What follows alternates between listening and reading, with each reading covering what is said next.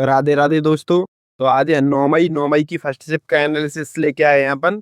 जो स्टूडेंट्स के द्वारा भेजे गए क्वेश्चन है वही लेके आए हैं, जो कि अभी स्टूडेंट्स ने मुझे सेंड किए हैं, वही मैं आपके सामने लेके आया हूँ। ठीक है, अगर चैनल पे आप नए हो तो चैनल को सब्सक्राइब और वीडियो को लाइक जरूर कर देना। ठीक है, मैं सारे एग्जाम्स का एनालिसिस आपको कराता रहता हूँ, इसलिए आप चैनल को सब्सक्राइब जरूर कर देना। ठीक है, इसी के साथ क्वेश्चन को देखते हैं। क्वेश्चन है इसमें, देखो मैथ का क्या क्वेश्चन पूछा गया है, रीजनिंग का क्या पूछा गया है, वो सारे क्वेश्चंस मैं लेके आया हूँ जो कि स्टूडेंट्स ने मुझे शेयर किया है। ठीक है, क्वेश्चन है 8 संख्याओं का औसत p है। यदि एक संख्या हटा दी जाए तो औसत p+2 हो जाता है। हटाई गई संख्या क्या होगी? तो p माइनस के 14, p प्लस के 14, 14 माइनस के p और 14 माइनस के 7 इंटू p। ठीक है, तो इसका राइट आंसर हो जाएगा ऑप्शन ए। आप इसको कैसे लगा सकते हो, अगर आपको देखना हो तो मैं शॉर्ट वीडियो डाल दूंगा इसकी, आप वहां से सॉल्यूशन देख सकते हो। बाकी आपके टीचर्स ने आपको कराया होगा वही है। ठीक है, इसका राइट आंसर हो जाएगा ऑप्शन ए। अगला क्वेश्चन देखते हैं। देखो ये घड़ी का क्वेश्चन पूछा गया था। 8 से 9 बजे के बीच किस समय घड़ी की सुइयां 75 डिग्री कोण बनाती हैं? 8:30 बजे, 8:57 3 second, what A and two और ए। तो इसका राइट आंसर हो जाएगा option C, A and B, इतने टाइम पे बनाती है। ठीक है, इसी के साथ अगला क्वेश्चन देखते हैं। क्वेश्चन है 37वें राष्ट्रीय खेलों का आयोजन 2023 में कहाँ किया गया था? गुजरात, गोवा, उत्तराखंड, केरल। तो इसका राइट आंसर हो जाएगा ऑप्शन बी, गोवा में किया गया था। इसका आयोजन 25 अक्टूबर से 9 नवंबर 2023 तक गोवा में हुआ।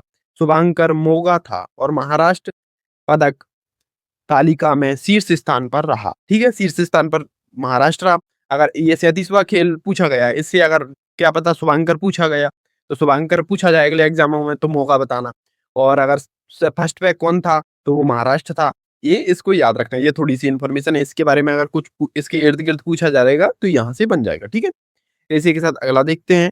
क्वेश्चन है नवंबर 2019 में 11वां ब्रिक्स शिखर सम्मेलन किस शहर में आयोजित किया गया था?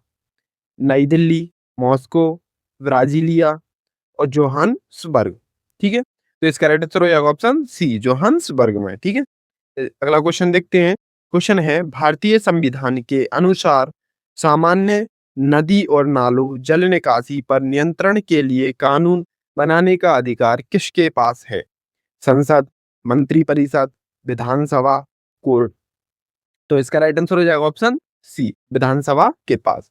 ठीक है, इसी के साथ अगला क्वेश्चन देखते हैं। क्वेश्चन है निम्नलिखित में से कौन सी नीति भारतीय रिजर्व बैंक आरबीआई द्वारा लागू नहीं की जाती?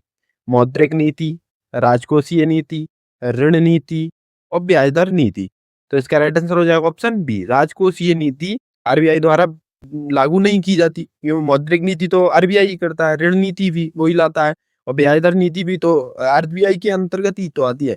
ठीक है, तो इसके बारे में कुछ इन्फॉर्मेशन है। राजकोषीय नीति सरकार द्वारा प्रबंधित होती है, जबकि मौद्रिक नीति आरबीआई के नियंत्रण में होती है। ठीक है, ये पूछा गया, क्या पता ये मौद्रिक नीति पूछ लेगी ये किससे संबंधित है इस टाइप का, इसलिए इसको थोड़ा देख के जाना। इसी के साथ अगला क्वेश्चन देखते हैं। क्वेश्चन है भारत में जनगणना कराने के लिए कौन सा मंत्रालय जिम्मेदार है? वित्त मंत्रालय, गृह मंत्रालय, सांख्यिकी मंत्रालय, सामाजिक न्याय मंत्रालय। तो इसका राइट आंसर हो जाएगा ऑप्शन बी, गृह मंत्रालय, क्योंकि गृह मंत्रालय के अंडर ही जनगणना कराती है। और ये जनगणना गृह मंत्रालय कराया जाता है, लेकिन इसको पब्लिश सांख्यिकी मंत्रालय के द्वारा होता है। ठीक है, ये इसको भी याद रखना कि ये पब्लिश सांख्यिकी मंत्रालय करती है। ठीक है, जनगणना संघ सूची का विषय है और गृह मंत्रालय के अधीन महापंजीयक एवं जनगणना आयुक्त का कार्यालय इसे आयोजित कराता है। ठीक है, ये जनगणना गृह मंत्रालय कराता है और इसे पब्लिश सांख्यिकी मंत्रालय कराता है। ठीक है, इसको याद रखना। इसी के साथ अगला देखते हैं। क्वेश्चन है भारत में वायु गुणवत्ता सूचकांक की गणना कितने मुख्य प्रदूषकों के आधार पर की जाती है? 5, 6, 8, 12। तो इसका राइट आंसर हो जाएगा ऑप्शन सी, 8 मुख्य प्रदूषकों के आधार पर वायु प्रदूषण की गुणवत्ता की जांच की जाती है। ठीक है, जैसे कि दिल्ली में ज्यादा प्रदूषण तो वो किस टाइप से की जाएगी, ये 8 मुख्य कुछ प्रदूषक हैं उनके आधार पर की जाती है। ठीक है, इसी के साथ अगला देखते हैं। क्वेश्चन है, निम्नलिखित में से कौन सी एक ऐच्छिक क्रिया का उदाहरण है? ऐच्छिक मतलब इच्छा के अनुसार, अपन जब इच्छा की तब कर सकते हैं। श्वसन नहीं है, क्योंकि श्वसन तो आप अपने आप चल रही है, नहीं लेंगे तो मर जाएंगे। लार स्त्रावण, हाथ से लिखना, हृदय स्पंदन, तो हृदय तो अपने आप धड़कता रहता है।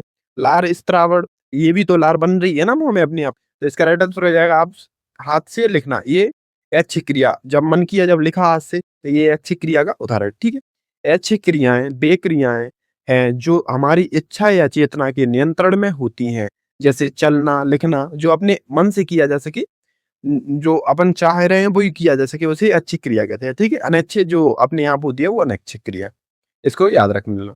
इसके साथ अगला क्वेश्चन है, वैदिक काल, विशेषकर उत्तर वैदिक काल में मुख्य रूप से किसकी प्रधानता थी?